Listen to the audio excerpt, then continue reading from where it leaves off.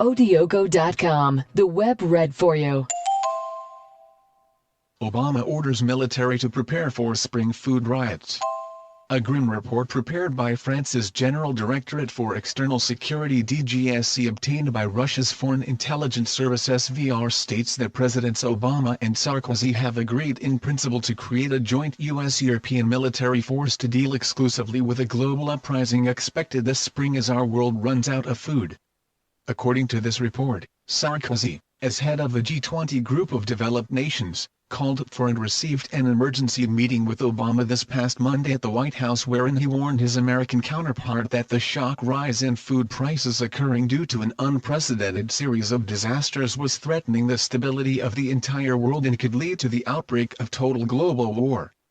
Just last week French Prime Minister François Fillon underlined that one of France's top G20 priorities was to find a collective response to excessive volatility in food prices now occurring. A statement joined by Philippe Chalmin, a top economic advisor to the French government, who warned the world may face social unrest including food riots in April as grain prices increase to unprecedented highs. The fears of the French government over growing global instability was realized this past week after food riots erupted in Algeria and Tunisia and left over 50 dead. So dire has the situation become in Tunisia that their government this morning rushed in massive amounts of troops and tanks to their capital city Tunis and instituted a nationwide curfew in order to quell the growing violence. The United Nations, also, warned this past Friday that millions of people are now at risk after food prices hit their highest level ever as global wheat stocks fell to 175.2 million tons from 196.7 million tons a year ago. Global corn stocks are said may be 127.3 million tons at the end of the season, compared with last month's USDA outlook for 130 million tons. And global soybean inventories will drop to 58.78 million tons at the end of the season, from 60.4 million tons a year earlier. Robert Zoellick, president of the World Bank, further warned this past week that rising food prices are a threat to global growth and social stability as our world, for the first time in living memory, has been warned is just one poor harvest away from chaos. Important to note about how dire the global food situation has become is to understand the disasters that have befallen our world's top wheat-growing nations this past year, and who in descending order are China, India, United States, Russia, France, Canada, Germany, Ukraine, Australia and Pakistan.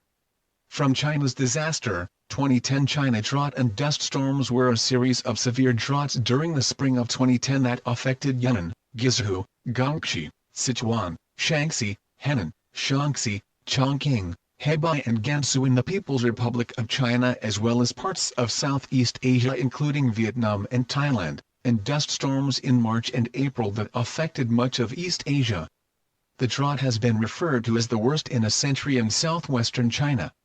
From India's disaster, a record heat wave and growing water crisis in India are forcing politicians to consider implementing user fees and other measures to conserve water. Sri Lanka's President Mahinda Rajapaksa yesterday instructed ministers and officials to prepare a strategic plan to face an impending food crisis as there were signs that the world is to confront a food shortage by next April. From Russia's disaster, 10% of total world's output, 20% for export. They were hit by the highest recorded temperatures Russia has seen in 130 years of record-keeping.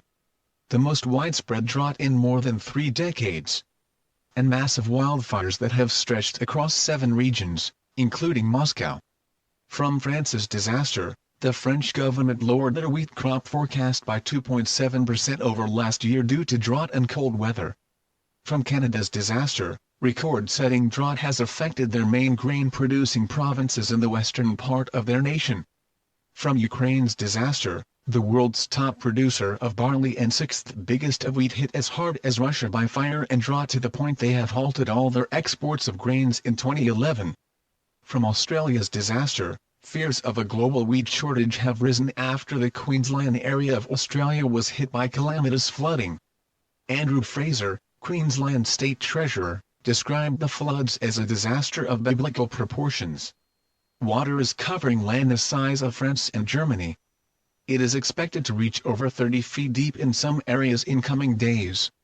From Pakistan's disaster, floods have submerged 17 million acres of Pakistan's most fertile cropland, have killed 200,000 herd of livestock and have washed away massive amounts of grain and left farmers unable to meet the fall deadline for planting new seeds, which implies a massive loss of food production in 2011, and potential long-term food shortages. Not only have the vast majority of our world's top wheat producers been affected, but also one of the main grain-producing regions on the planet, South America, has been hit by disasters too, where an historic drought has crippled Argentina and Bolivia, and Brazil, that region's largest nation, has been hit with catastrophic floods that have killed nearly 400 people in the past few days alone. Even the United States has been hit, as a catastrophic winter has seen 49 of their 50 states covered by snow, causing unprecedented damage to their crops in Florida due to freezing weather, and record-setting rains destroying massive numbers of crops in their most important growing region of California. And if you think that things couldn't get any worse, you couldn't be more mistaken, as South Korea, one of the most important meat exporters in Asia, has just this past week had to destroy millions of farm animals after an outbreak of the dreaded foot and mouth disease was discovered. To how horrific the global food situation will become this year was made even more grim this past month when the United States reported that nearly all of their honeybee and bumblebee populations have died out. And when coupled with the mysterious die-off of the entire bat population in America, means that the two main pollinators of fruit and vegetable plants will no longer be able to do their jobs, leading to crop losses this report warns will be biblical and catastrophic. Chillingly to note is that after meeting with Sarkozy, Obama began implementing his nation's strategy for keeping the truth of this dire event from reaching the American people by ordering all U.S. citizens to have an internet ID so that they can be tracked and jailed should they begin telling the truth. And so today, as agricultural traders and analysts warn that the latest revision to U.S. and global stocks means there is no further room for weather problems, a new cyclone is preparing to hit Australia, brutal winter weather in India has killed nearly 130, and more snow is warned to hit America, and we're not even 2 full weeks into 2011. May God have mercy on us all. Source-related posts.